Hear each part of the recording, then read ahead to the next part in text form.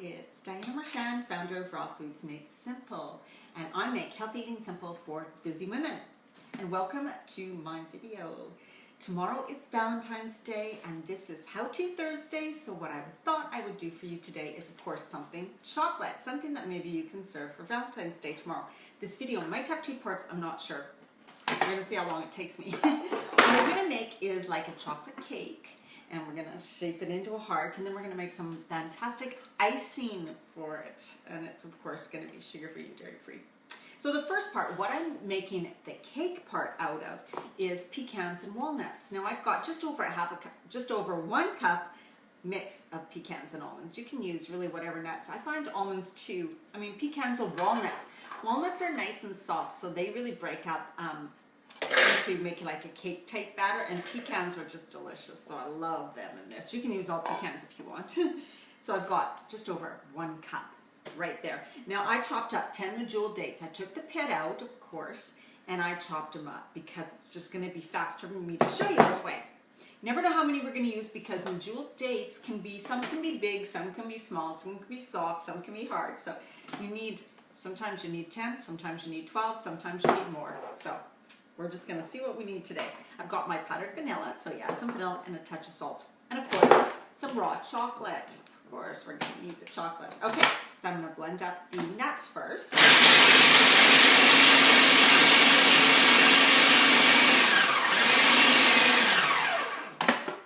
Okay, now I broke them down into a nice smaller pieces. And now I'm going to add some dates. Now I know most likely it's going to need probably 10 dates, but really it does vary all the time. So always start with less, because if you end up with too much, you end up with a big gooey mess, right? Yeah, now my hands are completely gooey.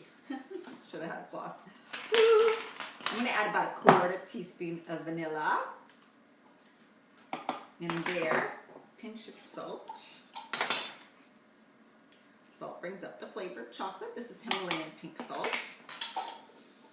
And now, of course, if you want to add dried cherries to this, if you want to add some ginger, you can flavor it. Maybe if you have some essential oil, like a mint flavor, you can add to that too.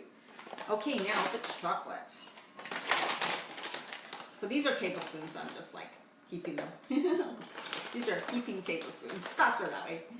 2, 3, and maybe it's 4. No, maybe not. Yeah, almost 4. Because we're doing chocolate icing too, so it's going to be so chocolatey, right?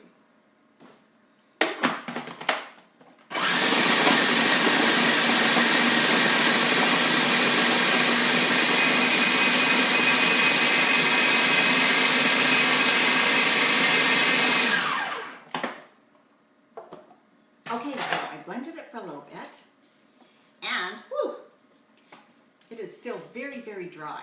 Now, because our nuts are dry, they're not soaked, so I'm definitely putting in the rest of the dates, and I'm going to add some more dates. So this was 10. I'll probably need 4 or 5 more dates, actually.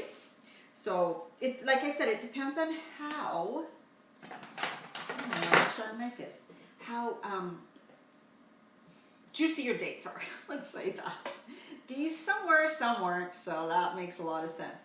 But what you can also do is you can also add a touch of melted coconut oil, or you could add a little bit of water if the batter is just so dry still, but it's sweet enough. So what you're looking for is kind of like sweetness too, because you don't want it over sweet, right? You're going to have an icing to it too. So I'm just adding some more dates to it. Then I'm going to blend it. So I'm going to stop this, come back when I've got it all blended. Basically, I'm just adding dates. I've already got the chocolate and the vanilla, and I've got enough of those in here, so I'm just adding the dates. I'll blend it, and then I'll be back. Hi, I am back, and I finished blending it. So I added, I think it was a total of 18 dates, which is pretty crazy. So like I said, you never know how many dates you're going to need. And dates freeze really well, so you can always buy a lot and keep them in the freezer. And then you take them out, thaw them, whatever, put them back in the freezer. I've done that many times, and they're totally fine. So it's always better to have more. If you're making a recipe and you don't have enough, then you're in trouble, because what do? You got to go to the store, right? Now, okay, so this is how much batter you get. It's hard for you to see, with like just over a cup of nuts. So you get quite a lot. So I wouldn't go buying like 4 or 5 cups of nuts. But also remember that this is so dense and filling. You think you could eat a huge piece of a cake like this, but you really can't because it's just nuts, right? It's high in fat, so it's not like a fluffy white floured cake, right? So now I'm just trying to shape it like a heart. And it's soft. Now, of course, I got a cutting board. It's going to stick to the cutting board. I'm going to have to take something sharp after I freeze it, right? Because it's quite doughy. So as you can see, you can't see here. I will show you. I am going to top it with icing, so it doesn't matter how perfect it is on top. I'm just shaping it with my hands into a heart. Now you can make it as thick or thin as you want. I'm going to make it a little thinner, not so thick, because there's chocolate icing on top too, so it's going to be really rich. Oh, this is looking so good. Okay, it'll stick to the thing, so there's my heart. There's the cake part, right there. So now what I'm going to do is I'm going to freeze that, and then I will come back and we will make the icing for the cake, and then we're going to decorate it with few cranberries and maybe some coconut chunks. Okay, so see you in a bit.